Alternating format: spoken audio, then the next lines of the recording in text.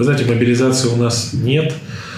Хочу обратить внимание на то, что абхазские добровольцы еще с 2014 года взяли в руки оружие и отстаивают свободу Донбасса.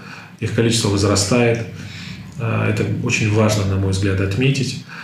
И, к сожалению, есть жертвы. Мы